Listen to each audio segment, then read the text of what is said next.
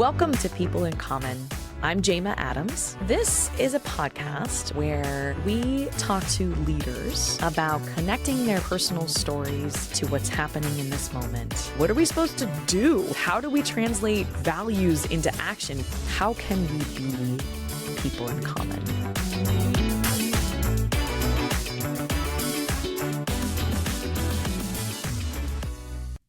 Welcome to People in Common. I'm Jama Adams. This is my hero and friend, Marshall Ganz. He is in his office at the Harvard Kennedy School eating some chocolate because he is a smart man. And it's afternoon, and who doesn't need some chocolate? While he does that, I'm going to tell you that Marshall is an amazing person on so many levels. The very quick overview is the fun story of dropping out of Harvard to join the civil rights movement and be part of that. And then coming back 50 years later to teach at the Kennedy School. In the meantime, he spent 16 years with the United Farm Workers and with Cesar Chavez and Dolores Huerta and other fabulous humans, learning the craft and the trade and organizing. He's the reason I never ate grapes growing up. Thanks a lot. And he also is the architect of President Obama's 2008 historic win, and I'm going to ask him more about that.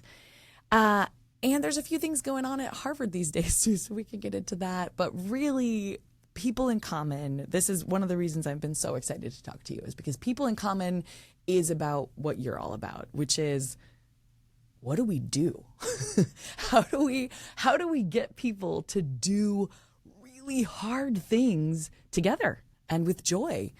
And that's what organizing is all about. So, Cool. Marshall Ganz. Hi, Welcome. Jim. Hi, nice to see you. Hello. What a treat. What a treat. Thank you for doing this, first of all. Thank you for making it work. It's my pleasure. Yes. Bless you. Thank you. No, really, it's always good to see you. Yeah. Always. I know you've been, and we mostly these days see each other on your book tours. So that's been fun recently. Sure. But tell me, I want to start with, what is the craziest thing that happened on your book tour? And your amazing assistant, Alyssa, already told us about the facial expressions and crazy arm movements that she tried to use to, get you to land the plane. Yeah. I think. Time. But tell us, tell us, you've been traveling for, months on months at this point. Well, we had the U.S. book tour, U.S. and Canada. As you know, that was, yes, that's the book. Yes, People. I'm holding up the book. Yeah, right. we did that just before and after the election. And we actually did the Bay Area right after the election, which was a very interesting time to offer this book about people, power, and change. And then in May, all of May, I was in Europe. We were doing a book in Venice, London, Amsterdam, Copenhagen, and Madrid. And that was really cool.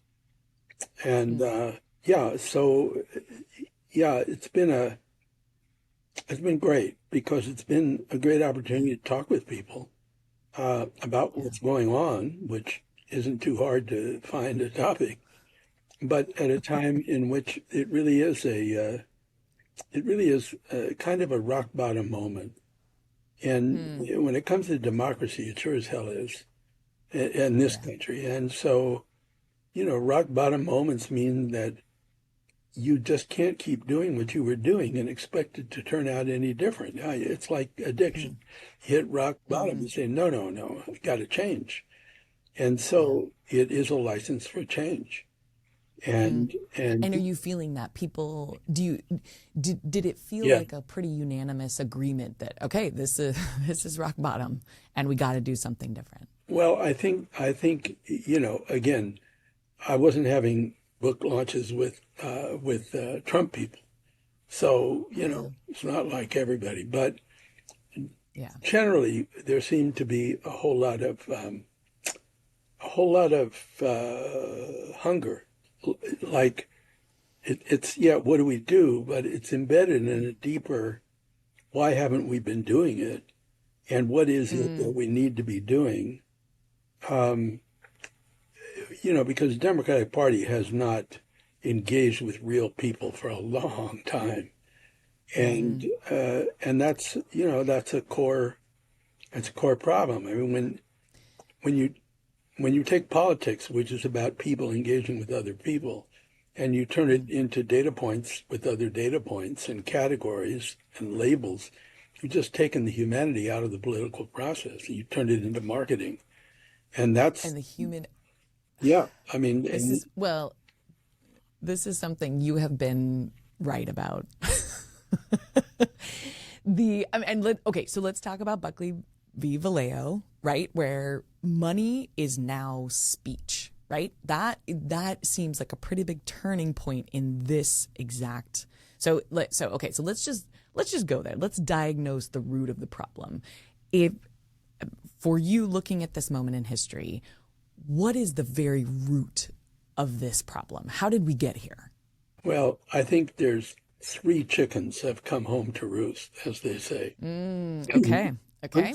One First chicken. chicken. This is great, actually. I'm in the chicken capital of the world right Oh, now yeah. in Petaluma, California. Oh, in So this is Petaluma. Oh, the great. famous chicken farmers. That's, Oh, yeah. I, Okay. yes. That's a whole story unto itself. Yeah. It sure is. It Yeah. sure is. And yep, we are part of this narrative. Okay. Sorry. So chickens. The first chicken Oh, okay. The is first chicken named is that we've been saddled with what is an oligarchic constitution, not a democratic one. And oligarchic, yeah, meaning because a small group ruling over the vast majority and mass well, inequality. the country was founded with two very different ideas. I mean, one idea was that the governed should govern. That's democracy.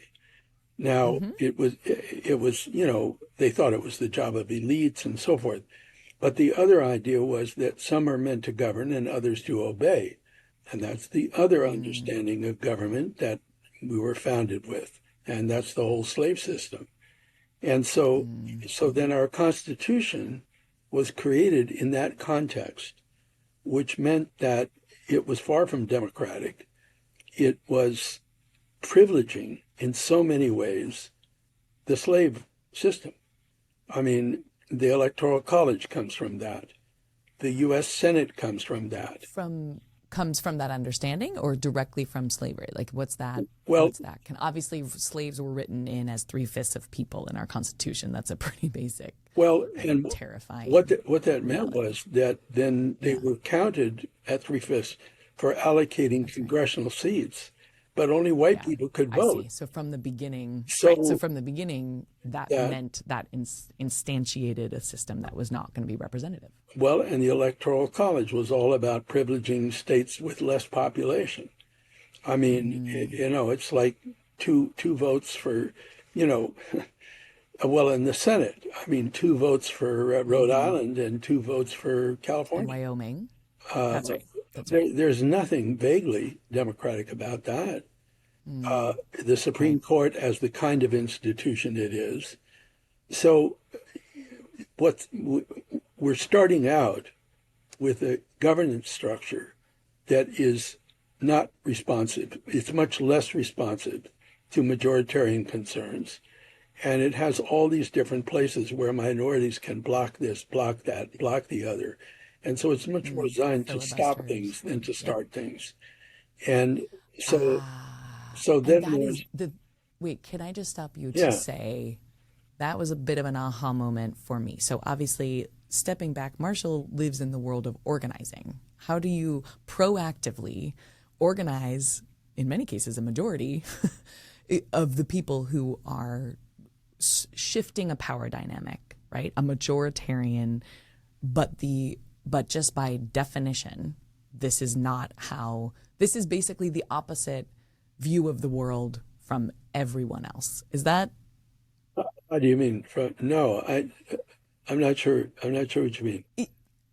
I guess so. When you said that, we're talking about a system of governing and you're making the argument that we've never had a representative democracy, but even from the very beginning, these democratic ideals that we hold up as the ideals are in fact basically opposite of the principles of community organizing.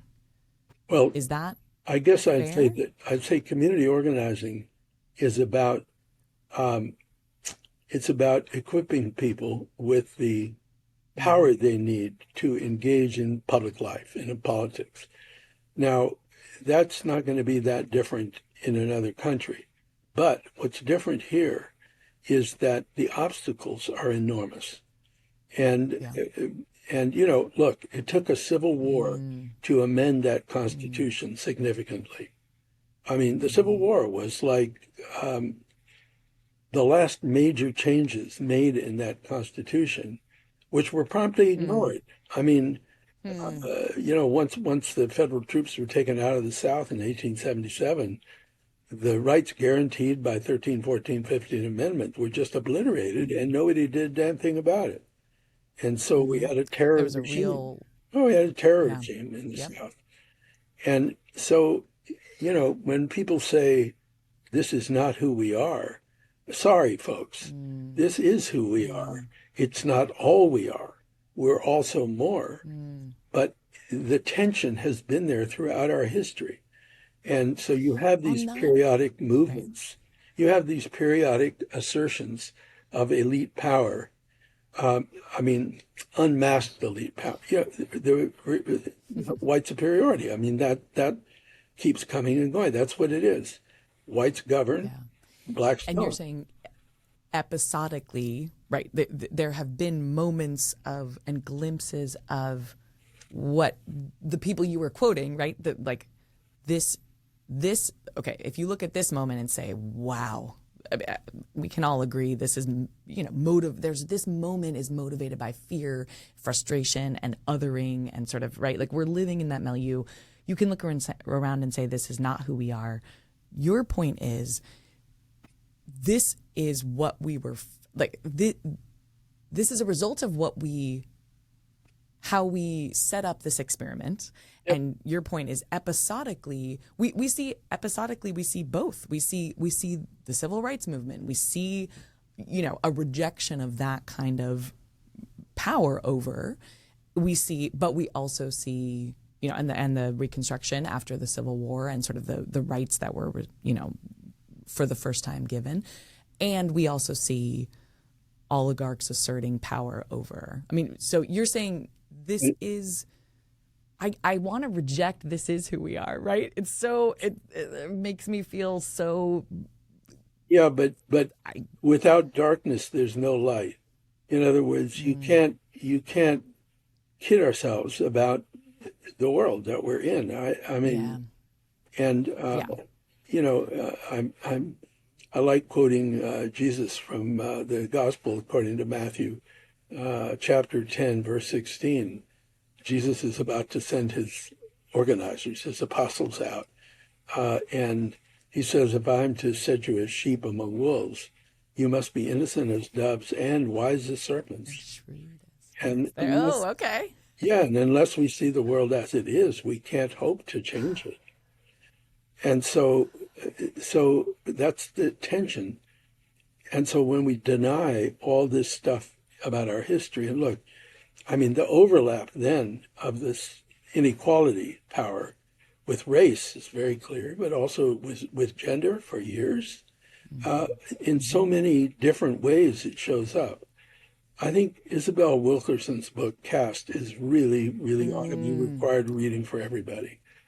I agree. The found and the house metaphor, I think, is such a powerful way to understand this. Like paraphrasing, and you might do better than I, but the there, your point is the Constitution is the foundation, obviously, of our democracy, of the U.S. democracy, of course, right? It's the founding document.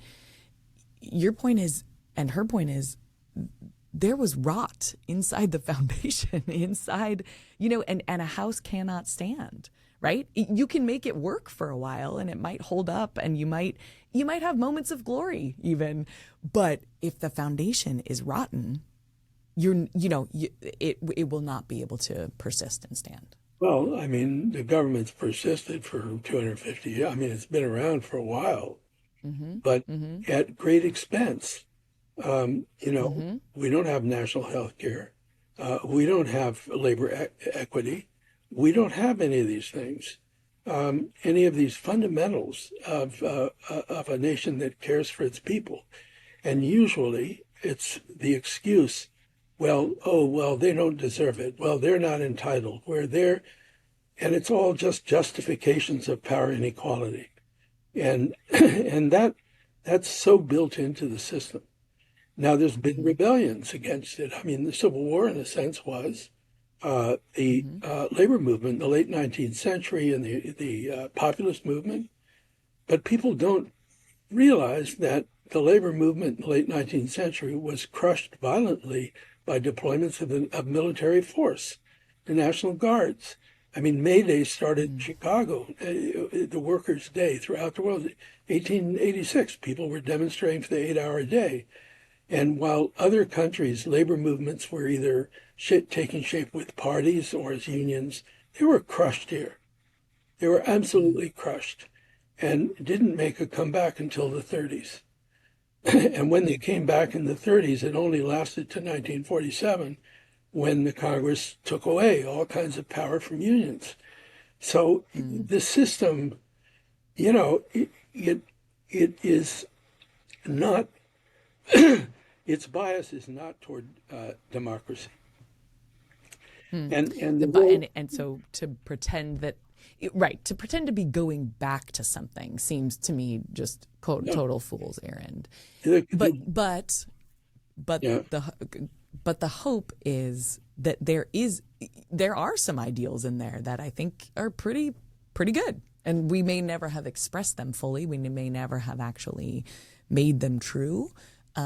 But that doesn't mean it's not all we are, is your point, right? And so yeah, because let's, we fought over them. yeah, And right. see, that's the role of social movements, because Mm, change rarely mm, occurs within the electoral system.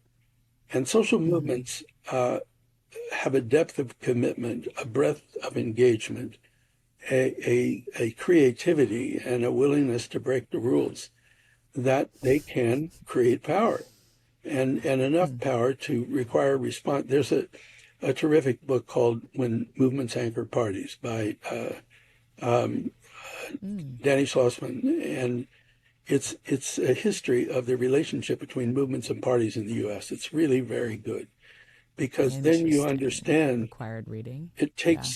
takes that tension. But that was the first There's a that was the first chicken. there's a both. You need to have both. Okay. Oh yeah, that's right. I've lost track of we're only on the first chicken. One of the first chicken. Okay. But Okay. but All that right. So chicken number one, reminding people chicken number one we have in one sentence. um, a an oligarchic constitution. Oligarchic constitution. Okay. So we went on that journey. We're still chicken. Okay. Chicken number two, Chicken number root of two the problem. is Buckley v. Vallejo. Chicken number Ah. two is the only liberal democracy which has no constraints on campaign spending. See, So everybody, the actual money in the system yes, and money equating to speech. So Buckley v. Vallejo was a Supreme Court decision in yeah, 76. 1974, 6, where money is speech. And Yeah, then we have obviously later Supreme Court decisions that said corporations are people, which I anyway stretches the limits of my imagination. But the consequence of that is that people then instead are consumers. So instead of being part of a democratic system, we are instead treated like, as you said, data points and sort of resources to be mobilized versus people and in an actual system. the mechanism for that is infinite demand. See, when you have infinite demand, like there's no constraints on money, so infinite demand, then a whole industry develops to feed that demand and get rich in the Mm-hmm. process. And that's our Mm-hmm. electoral industrial complex that has taken politics so far away from people and just transformed it into this marketing game just, micro-targeting sort yeah, of. well, and categories and labels, and it's not people engaging with other people, especially at the Yep. federal level. So it's Yep. almost like the political means of production has been transformed from people to data point to data point, and it takes And it. people feel that, Oh, of right? course they do. I think, obviously you and I have spent some time on campaign trails. Yeah, That is, it gets at something that I hopefully will talk about as well, which is a really cool exercise in respect, right? A way of understanding the concept of respect that has really been powerful for me and my children. You're welcome, guys. You can thank Marshall for this. But relating it to this point, it is people understand that they are not being respected as humans. They're certainly not being engaged with as humans, but they are also there. That's a respect thing that I think leads to the frustration and the anger and the hate and the othering and kind of, right? Like yeah, is that right in your mind? yeah. I Is that a mean, spectrum that you sort of can't? well, it's like I went to the campaign managers meeting. They have here at the Kennedy School after the general election, the the Trump campaign management and the Harris campaign management, and they're in a room together for a day and a half, and it's very interesting. I bet. But what was so clear, Especially this time around. Yeah. yeah, well, the Harris campaign was trying to tell people how they should feel. It wasn't listening to how people felt. Mm, In other words, people feel mm, unseen because they're unseen. They're yeah. not being seen. And Trump comes along and he says, "I see you. I see your hurt. I see your pain. But you know what? It's not your fault. It's their fault. So let's all get Mm, together and hate them, and I'll be your avatar to guide you on this crusade hmm for I will redemption." save you. Yeah, and so I will fight this for you because yeah, they're wrong. yeah, Yep. and so Which is a powerful, because it's okay. So talk about the amygdala, right? Like the fear, right? Like and I've heard you say eloquently that both campaigns in your mind spoke to fear, at the and the end, power of that fear was greater than the power of fear of losing democracy, which is this kind of, in my mind, still a pretty nebulous concept. Or we think of like some buildings in DC, or right, like that that's goes not to, going to win. and that goes to chicken number three. Okay, Okay. Ooh, so good so segue. chicken one, Boom. Okay. chicken two, chicken three is the fact that since the 70s, uh, the Democratic Party has basically abandoned its commitment to egalitarian principles or egalitarian policy. And we call it neoliberalism, but it is. Thomas Piketty writes very well about this in his book Mm. Ideology and Capital, and he It's a defines. long, boring book that defines Marshall's amazing ability to read long, boring books. But yes, but the concept, please but yes, I recommend it. But also, Marshall's going to give us for those of us who are not as good as Marshall. No, no, no. It's actually very clear because he Yeah. identifies progressive parties around the world actually having Mm. become dominated by what he calls the Brahmin left. In other words, it's Hmm. defined by education. And so the more educated are the ones who sort of take over those parties. And guess what? They no longer have a commitment to equality. They're interested in other things. By definition. And By so then, definition. so then what The Harvards, if you will. what Piketty accurately describes, he says, well, then what happens is there's what he calls the merchant right. And the merchant right then offers identity in lieu of well-being. And by In offering it, lieu of well-being, yeah, in other words, I all the things we talk about, yeah. minimum wage and all that, that the right does nothing about. But you're white, at least you're white. I mean, it's a traditional form of substituting identity for well-being in that sense. And so, Like well-being mean like the actual level of objectively how good your life is. Yeah, how, and as a human, your experience your access versus, to well, health, at least, yeah, yeah. your access to Okay. health, to schooling, to Right. it's like, but you still get to be white, and so then, Sorry. well, and the abandonment of egalitarian politics has just gotten worse and worse and worse. And Mm, that was Reagan, of course, but it was also Carter was moving in that direction in the 70s. And then In the after sense, like, what do you point to in that? We deregulation, think of Jimmy Carter as like, he was a radical peanut farmer. He was for all of us, right? radical deregulation.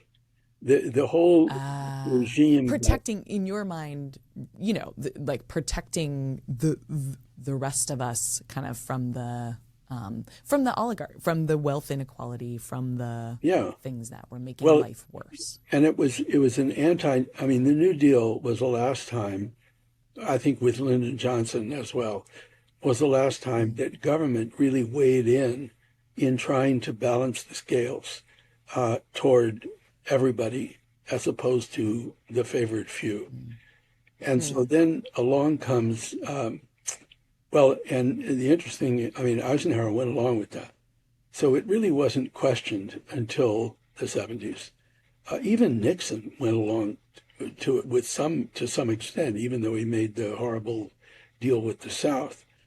When you get to Carter, by that time, the campaign for market fundamentalism, which has intellectual roots, but boy, it sure has business roots, that the ideal world is one in which government stays out and the free market does what it does, and that's efficient and it's just. Now, that mm. perspective was not a dominant view in the US, but it came to be starting in the 70s and 80s. So that's with And Reagan. certainly through, okay, And okay. then Clinton legitimated Reagan. In other words, Clinton said, "Oh, government's government's the problem." Well, when they say Got it. government's the problem, what they're saying is democracy is the problem. And And see, and democracy is people engaging with people. And that's so right. ultimately, right. Okay. So now we have this, and that's only certainly that's gotten worse, right? Yeah. So then the people are okay. I mean, I'm tempted. I think we have our chickens, right? Can we please? Can we go to? Okay, what do we do? And I know the answer is organize. And if that's the case, what is that? How do we do that? What does that mean? What does putting people back? That's the first word of your book, right? What is people power change look like to take this on? Well, I think the question is what gets us on a path to reclaiming Mm, the promise of democracy. And because okay. there's no clear answer, but there's, well, What? Marshall? sorry, yeah, No no, magic wands, no easy way outs. it Okay. would it would be Okay. an airport Fine. book and I'd be rich. No, but that's not, no, no, You just took down that whole system. You can't. Yeah. no. The thing is, people, to take that seriously, um, it means you're actually starting with people, with actual Mm. humans, Yes, please. and with their needs and their concerns and their possibilities. Now, Mm. one of the problems is that we undervalue ourselves as humans. Ooh. Tim Berners-Lee, the guy who invented the World Wide Web, I was at a dinner with him at MIT, and he's saying machines can make decisions, only humans can make choices. Now, his point Mm. is that AI and all the rest of that, it's all calculating AI. machines. It's all zeros and Well, ones. they're decision machines, right? Like That's right. that's the whole point. Yeah. But see, human beings can calculate, not with the same speed but can calculate, but we also learn with our hearts. We learn with our emotions. We Mm. learn with our Mm. bodies. We learn in Mm. so many different diverse ways that our database, so to speak, is so much deeper and broader. And that's what he means. the machine is capable of reckoning, calculating, but humans are capable of judgment. And that's what it takes to make choices. And so, but see, we lose track of that about ourselves. And so there is an initial question of understanding and appreciating our own value and our own Mm. worth and the value of others in this. It's so basic. It's right. And if we've forgotten that, okay, I mean, I can assume there's a lot of reasons why that happens, but essentially, we've given up on the humanity Yeah. part. Is that because we've been told, like we're told what to think? I mean, how did we get there? Like why we actually, let me posit something. This podcast and sort of my orientation to the world is that we crave, we are social beings, of course, and we crave community and authenticity and the nonverbal cues that we're giving each other right now and the doing things together and there's nothing like dancing in a group of people, right? You cannot recreate that. But we crave that, but is it just that we're in a world that doesn't celebrate it, or we're reduced? Why? There's been, I mean, you can look at dehumanization through a couple of lenses. One is like turning people into monsters. I mean, that's kind of a Othering. common way, yeah. But the other one is Mm-hmm. turning people into objects. And see, that gets going big time in the 19th century. The roots are in the 18th century, but the 19th century. Mm-hmm. And so what Marx is writing about is the commodification of human work. And Mm-hmm. he sees a system that's fundamentally dehumanizing. And so he's describing that. And then Max Weber comes along in sociology and looks at organization that what operates on the principles of rationality, the rationalization. Everything's bureaucratic structure. And then Durkheim comes along and notes that when people are isolated, that's where suicide happens. It's his classic study of suicide and the problem of the isolated individual, which not being a way in Mm-hmm. which humans can live. And then Mm-hmm. and then comes World War I, in which 59 million people are drafted into mass armies and treated entirely as cannon fodder. And so the whole sweep of the 19th century has been one of dehumanization. Now, the irony is that, genocide didn't even become a word until the 20th century Mm-hmm. because it was just business as usual. I mean, you know, historically, Sure, Genghis Khan, right? Like yeah, Romans, it was like, just business as usual. And so the irony wow, is that in the midst of all huh? this dehumanization, along comes a perspective in which says, wait a second, there's such a thing called humankind, and it has If certain. there's a dehumanization there, wow, It, it's okay, it's crazy, but that's kind of.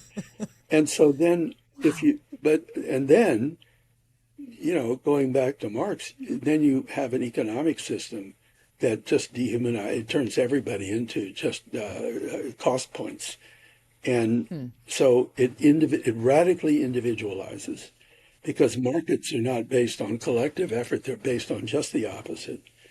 And Mm-hmm. and With so all, yeah, yeah, so everything economics. becomes transaction instead of relationship. And Transaction. That's a key. it's That is a all key transactions. differential, right? And What is the transaction versus what kind of relationship? And that's what organizing upends, right? I mean, it that is tries literally to, the foundation of community organizing well, is, the example right.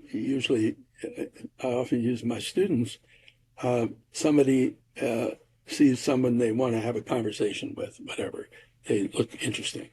So they invite them to coffee. So they go have coffee. And then at the end, one student says to the other, let's get together again next week. Gee, I can't, I got an exam. Okay. How about the next week? Got people coming from out of town. How about the next week? I'll send you an email. Well, what happened sociologically speaking is the person just got dumped.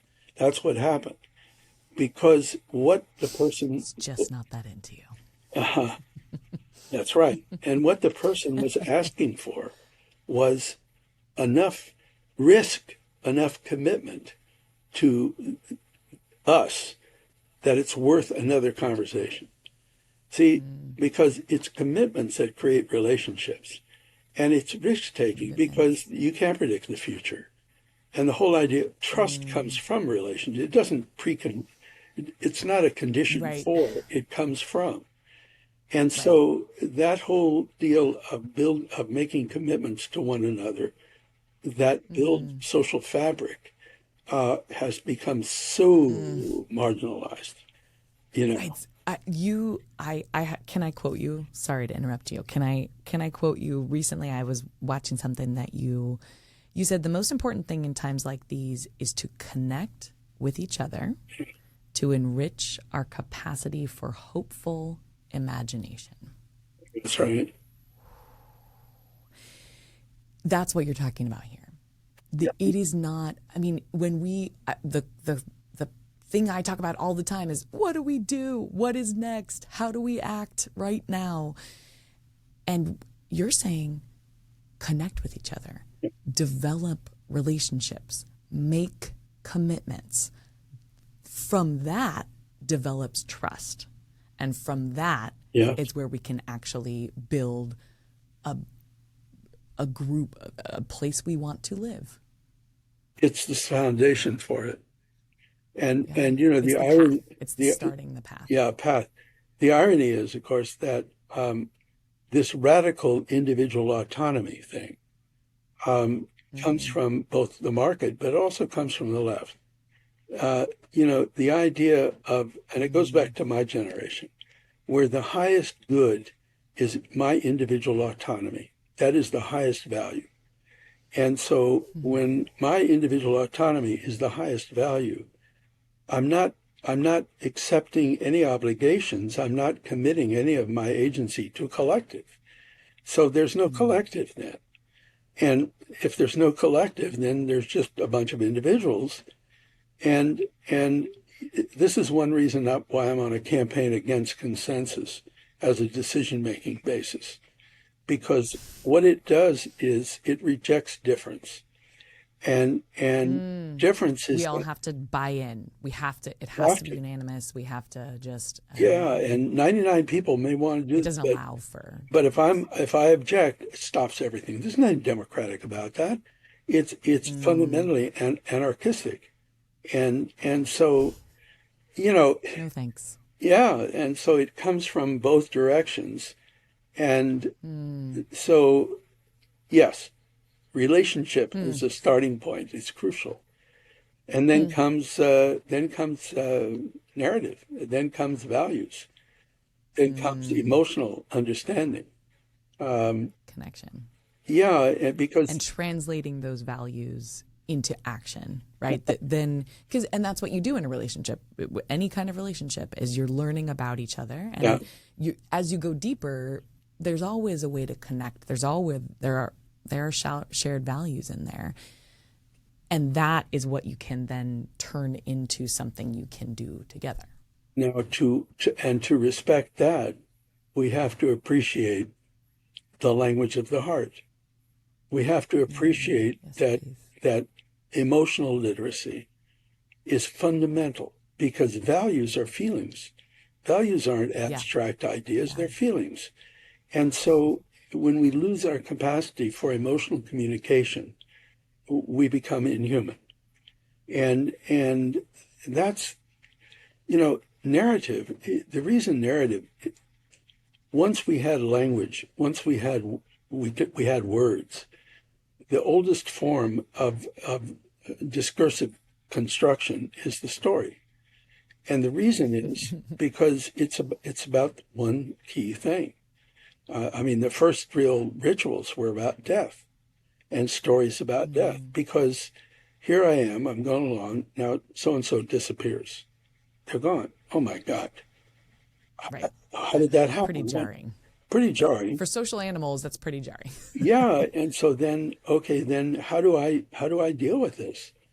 And Yeah. see, Yeah. the idea of having to confront disruption, threatening disruption with sources of courage so as to turn the threat into a challenge that we can address as opposed to a threat from which we must flee. That's why stories go way, way back, because that's what they're all about. That's what a story moment is about. It's about how do we deal with that for which we're not prepared. And the question is not a strategic question, it's an emotional question. How do I find the hope to balance my fear? How do I find the solidarity to balance my isolation? How do I find the sense of self-worth to balance the self-doubt? And that is speaking the language of emotion. In it's actually taking values seriously and their power and what they're really about. And when in places like this one, it's all in the head, and it's all in the head. And so Yeah. it's to one thing I really How, one thing I please. really object to is in children's stories when they start taking out the wolf. See, the whole point is the wolf. That is the whole Right. point. It's how There's to, scary stuff. yeah, Yes. and it's how to Life deal is, with that. It's how to deal yeah. with that. And Yeah. and and it's emotional training. In other words, it's developing heart muscles so that we're able to not be consumed by our fear and Oh, everything that how goes do with it. you do that? How do you personally, especially at Harvard, especially as someone who is intellectual, who knows how to use both the head, heart, hands, the three together, what are your personal practices on emotional training? Well, it's interesting because sometimes you don't have the words to describe what you're doing until after you've been doing it for a while. And at Yes. a certain point, I realized that all the classes, everything I was doing, were about those three Hillel questions. Um, Mm, if I am not for myself, who will be for me? But if I am for myself alone, what am I? And if not now, when? The link of self, other, and action. Now, the emotional content to that, it's when I was in the civil rights movement, I mean, narrative was huge, and it was faith-based. And it was yeah. faith-based in the black, mostly Baptist AME churches. And there would have been no movement without that foundation. In other words, how do people experience solidarity? How do they find hope? I mean, that's what church was all about. And civil That's rights right. movement just built from that. So the mass meetings were essentially church meetings. And then when I wound up with the farm workers, and that's a particular narrative. It's a Christian narrative, and the Christian narrative is Yeah. about how do I rescue hope from despair. I mean, that's basically what it's about. Then with the farm workers, it was Mexican Catholic tradition, and it had the same role. It was the source of, Jesus is at the center of those. Yep. Yep. uh, Well, um, yeah, and Jesus is at the center of both of those, and oh, hope and despair. that's I right. mean, for you personally, you are a PK. You are the son of a rabbi I'm an RK. and an educator. Yeah, Yeah, you're an RK. I'm an RK. Thank I'm you. an RK. I mean, coming into those, I don't think I've ever heard you talk about this. What Obviously there's a big link between Jesus, who was a Jew, and Christianity, centered on Jesus and the resurrection story. For you, what was the experience like for you coming into a Christian faith-based narrative around in the civil rights movement? What are we doing here? What is it that is motivating us? Well, I think there's a couple of things. One, my mom was a teacher, but she called herself an educator because education comes from the Latin educare, which means to draw out, not to put in. In other words, it is to look at us, at others, as capable of growth development. But my job is not to put them in a box. It's quite the opposite. My job, Or fill them up. Or like, here's all this knowledge. You're welcome. it's just awful. That's not education. That's indoctrination. Education is enabling people's growth. And I think that orientation of understanding that dimension of organizing, I think was really important for me in the South because it led me to pay attention to the people and sources of courage and sources of hope and solidarity because those were in great demand. And the fact I had a religious upbringing, even though I rebelled once I was bar mitzvah, I was out of there. I brought my non-Jewish girlfriend to my bar mitzvah dinner. I was like, yeah, yeah, I have never heard that. Really? yeah, Wow. that was my act of defiance. Shiksa. Yeah, Did you really? yeah, Oh, but, okay. How'd that but go over? Just curious. Was that everyone was cool with it? well, not so much. See, this is A something else. rebel from the beginning. Well, this is something else, Gemma, that I didn't realize until fairly recently. The other thing that attracted me, one thing that attracted me to civil rights was about the racism and, having lived in Germany and the Holocaust and all that. But the other was that, see, my father was later diagnosed with paranoid schizophrenia, but at the time, he simply was not available to me or to my mom.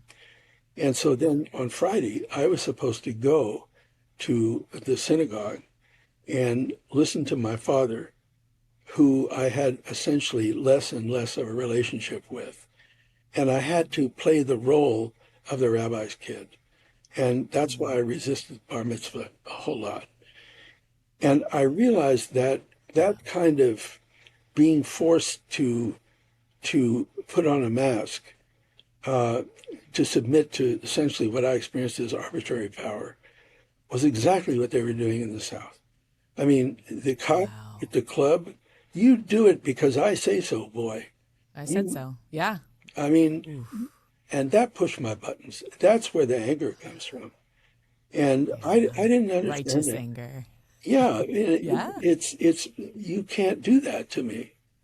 And so it was those combinations of things. So Yeah. the emotional, but I still, having been raised in a faith tradition, I was able to understand what was happening in the Black church. And Yeah. I Connect didn't, to it, right? There's so much shared language and rituals well, and I knew the understandings of stories. the world. I knew the stories. Yeah. I was Yeah. recruited The to story. It's teach. the story. Good point. Yep. I was recruited to teach Baptist Sunday school, adult Sunday school, which is in the morning before service, because I could understand Scripture, and it was making the They're like, he connection. knows his way around the Bible. All So right. We can. it was, and they thought I was Italian anyway, but no, but it was, but You're that not? that really, well, the mustache, but no, they couldn't figure out, but that that sensibility some of my red diaper friends uh, did not have, and they were too much in their heads. And I really got why song mattered and all of that. Farm Workers was a similar experience, although it was a slightly different theology. Different songs. Yeah. But also, But similar theme. Caesar had this view. He said, "Never invite me to an ecumenical service." He says, Oh. "Have a Seder and invite me. I'll have Mass and Oh. invite you." In other words, a strong But don't try to pluralism. blend it out. Don't Like, blend don't it try out. to, Yeah, like you said, consensus. Don't try to that's right. 99 this. Let's just experience each other's full glory. Yeah, and the glory of people's traditions and the depth and the wisdom. And of course, the faith traditions have been abused in so many ways. But basically, they're all asking the same question: How do Yes. I live with Yes. I agree. how do I live with hope in a despairing world? For the last few years, I've been doing text Quran study, and working with an imam on Wednesday nights, you said, right? Wednesday nights. That's right. Yeah, Love it. and that's also been fascinating because it's much closer to Judaism than Christianity is. And again, Moses or Nebi Musa, it's the same guy. I mean, so, but I think I got a fascination with religion early on. Even Hmm. I sort of was interested in, and that's due to my mom, no question. Her her understanding that the Holocaust was about racism, not just anti-Semitism, and her Yeah. understanding of the significance of different traditions. I found a book Yeah. that she gave me that was published in 1947, and it has my name because she wrote it in her writing, and it I was was going to called say probably very good writing too. yeah, Yeah. As a and it teacher, as an it English was teacher. called All About Us, and it had to be written by a communist. It was 1947, and what it was, there was this group of kids. Uh, one was black, one was Native American, but it was like this diverse group. And it was like Hmm. taking them through learning about who we are and ways in which we are different and ways in which we are the same. And Huh. that was part of her whole teaching. And so that was really important. I mean, I'm so Yeah. grateful for that. So, Yeah. Yeah.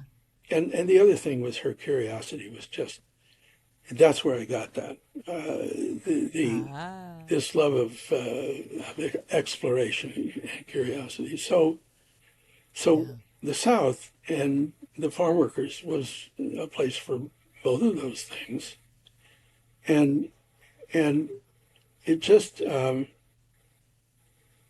when I came back to school, well, um, when I got married, um, Mm. Susan Eaton and I got married in 1990.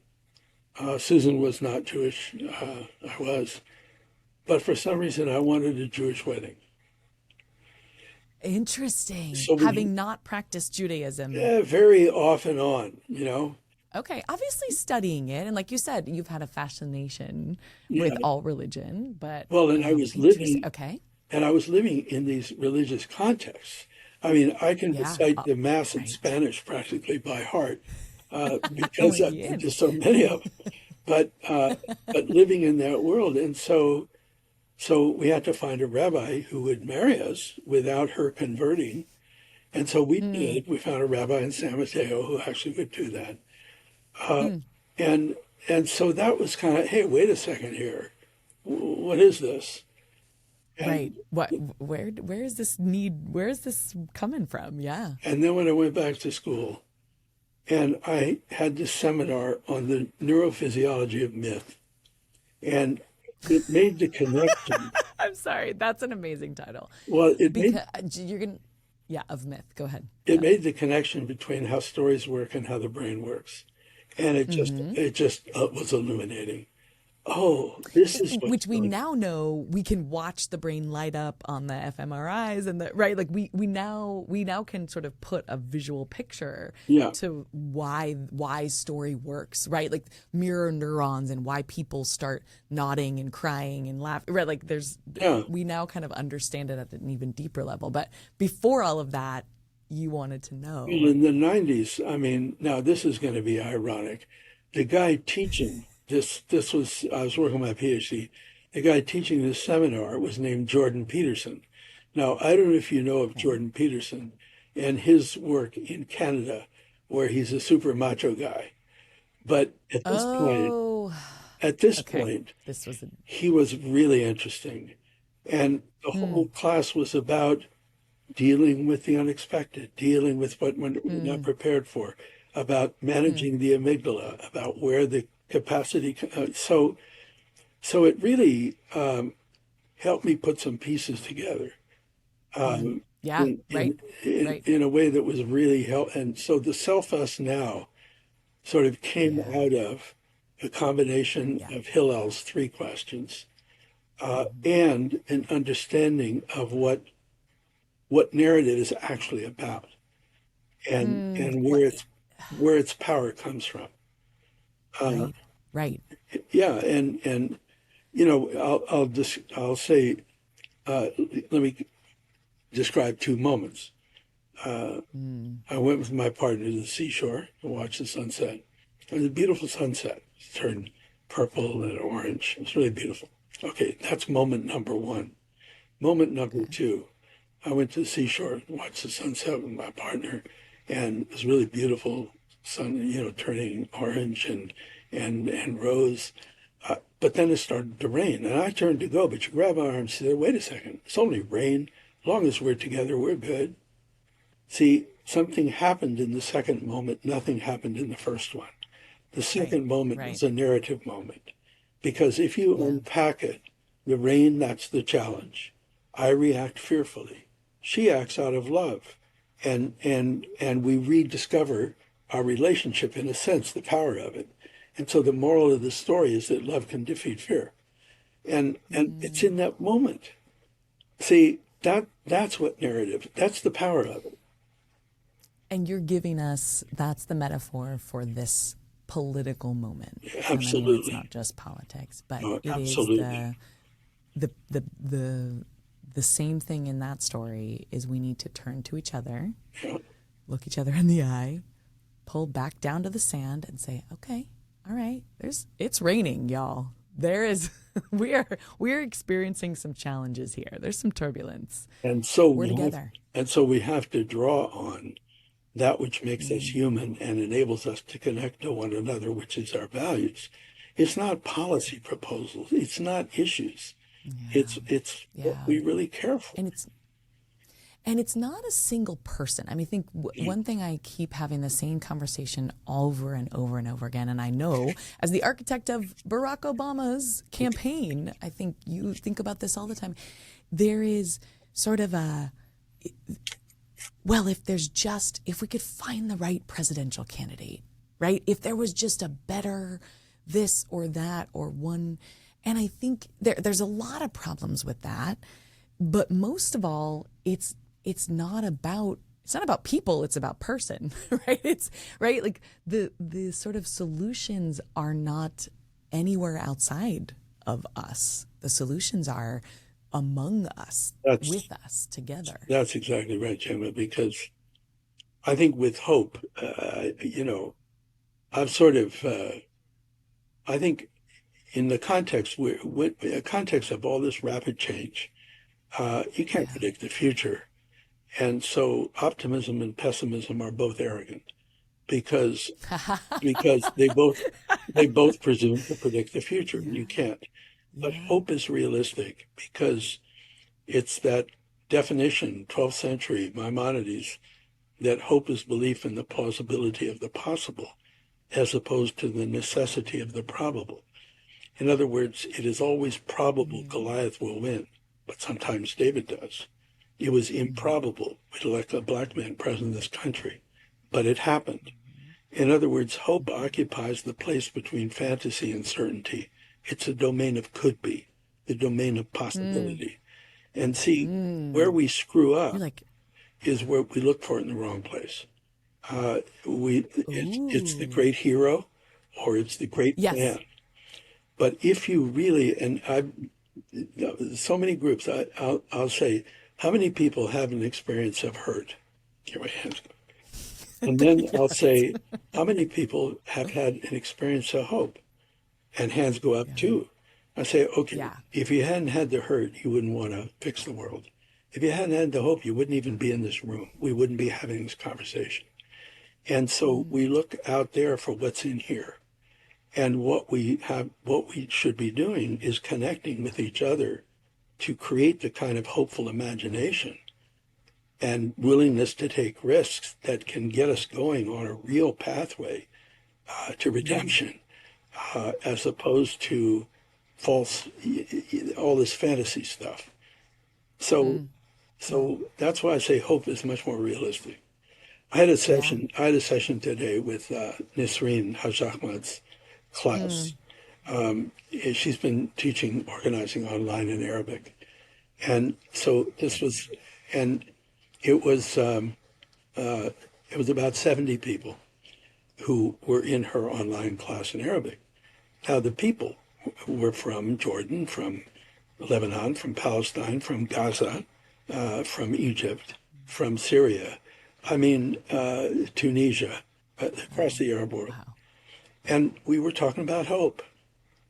And that felt like such a privilege to be in conversation with people who are really up against it, but who Yeah. are there and who are finding the hope sources and, who are struggling. I was at a session in Mexico City 2 weeks ago, working with a movement that emerged in the Catholic Church to stop violence. And it came out of the murder of two Jesuit priests in Chihuahua 2.5 years ago. And they had, Yeah. so a movement has really begun. It's sort of within the church, but it's lay led. And it's sort of lay leadership, and a couple of Jesuits are kind of, and so we worked with them for about 4 days, trying to help them structure themselves so that their movement could really turn into the power they need. But there was a song that they were singing. Do you know Spanish? No. Sí, See, poquito. well, the song, Practicando cada this, día. okay, well, the song went, Danos un corazón grande para amar. Danos un corazón fuerte para luchar. Muy fuerte. Give us a heart To fight. large to love. Give us a heart strong to fight. Fight. See, Yeah, that that feels like that's what we all need right this that's exactly minute. right. Yes. It's exactly right. So that's Is all. Yeah. what was No, go ahead. Go ahead, go ahead. No, go ahead. What was the structure you were talking about? I think because we're all craving the specifics, right? So and obviously the structure is sort of the next choice, right? The next part of it. The as they're so they had started, they were frustrated and outraged by these killings, and something needed to change. And so who are my people? These are the people we're going to get together and do it. And now, we've done the things, but now we need the structure. And what does that look like for them? Well, it's really rooted in these 5 practices that we teach. Because I don't believe in models. All models are wrong. They're snapshots. They're snapshots of a dynamic process, and they're just not.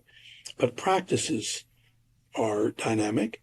They involve learning. They involve values, skills, and values, skills, and concepts, so that you understand what you're doing. So we start usually with relationships, and we start with story. But then we go to strategy, and power.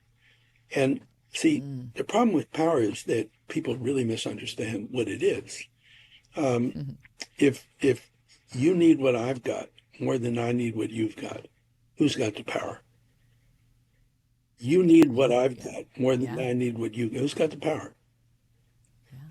You've got the power over me. Yeah. Power over. Okay. And what if it's reversed? Then who's got the power? I mean, I would be nice. I promise. See, power. Yeah. Power is not something you have. It's influence. Yeah. It's an influence that's generated by interdependence. And it's a relationship, right? It's an interdependent relationship, and that's what's hopeful, right? Is it's not there is. I mean, anyway. Keep going. Yes. No, but I mean, it's the notion that we are interdependent creatures in the world. Yeah. We're interdependent. What matters are the terms of interdependence. See, and if they're more or less balanced, then by combining our efforts, we can create more power, more influence. Expand the pie, expand the opportunities. Right, because we can accomplish what we can't accomplish as individuals. But if it's out of whack, and most of the resources are here, and most of the need is over here, it turns into domination almost inevitably. And so then the question is, how do we rebalance it? How do we use resources we have to turn it into the power to rebalance things, which means like identifying vulnerabilities and Pope Francis was so smart about power. I mean, his argument was basically that when people are using power to oppress other people, that the fact that we're called to love everyone requires that we take that power from them because they don't know how to use it. They're abusing themselves and they're abusing the gift God has given them of life. And so, Right. And it's actually looking out for those people. That's what's so interesting that's about right. real love, right? That's Is right. this is actually That's right. like yes, you're hurting and oppressing all these people, but you are hurting yourself. That's right. This is not actually right. It might kind of short. I think that's a power. All religions have that kind They of have that next element. level Yeah. vision, right? And that's yeah. You know, Francis, Yeah. I'm a total fan of Pope May Francis. he rest in peace. Yeah, Yeah. yeah, Same. no, really. Same. No, but so then there's understanding, yes, we do have resources. How do we rectify the balance? And that's what strategy is about. It's how to turn what you have into what you need to get what you want. And that's and so then there's relationship, there's heart, which is story, there's head, which is strategy. Then there's action. Okay, how do we actually make this stuff real? That it's changing facts on the ground. And then finally, how do we put all this together? And that's structure. And structure is like, well, it's interesting. It comes from the Latin too, which means to build, to construct, construct. And so, in a sense, it's like relationship. You don't build unless you have some hope for the future, because building is for the future. Building is It's an not just for investment. now. Yeah, it's building for Literally, the future. literally, yep. And so Yeah. there's an inherent sense of hope in it. Now, but we're so used to oppressive structures that we tend to experience structure as oppressive. When in Ooh, fact, it's like, see, the opposite of structure is not space. The opposite of structure is chaos. is Because, structurelessness. I yeah, am going to make sure that we put the link to Joe Freeman's tyranny Tyranny of of structurelessness. Yeah, Structurelessness. yeah, What I have, Marshall, I have sent that to so many people over the years. good. People who, as you say, were trying to, well, let's just do it all together. Nobody's going to lead, and we'll just all work out, and everything's cool. Or the tech bro version of that is the flat organization, Blech. Right? To your point, the structurelessness, it's chaos, it's anarchy. And guess what? It doesn't protect anybody's rights any better. It's not going to, right? Anyway, so we'll make sure that one's in there. Good. No, no, Jenna, Gemma, it's right on. I went to MIT. I go to the media lab over there. It's very interesting. And people were talking about online communities. I said, "Oh, that's cool, online communities." So I said, Sure. "Okay, what makes it a community? Um, uh, you show up. And how do I leave the community? You don't show up." I said, "That's not a community. It's a gathering. It's a gathering of individuals that may or may not, but there's no there there." And this Yeah. book, Blind Spot, which is a brilliant book that everybody should read. It's three scientists who are arguing, why do we give more truth value to abstractions than to lived experience? Because lived experience is real. Otherwise, we confuse a thermometer with heat, and thermometer is not. Okay, I'm gonna go. Oh, No, Alyssa's good. She I'll, is keeping us on track. I'll She is finish. keeping I'll us on finish the track. story. Um, Yeah.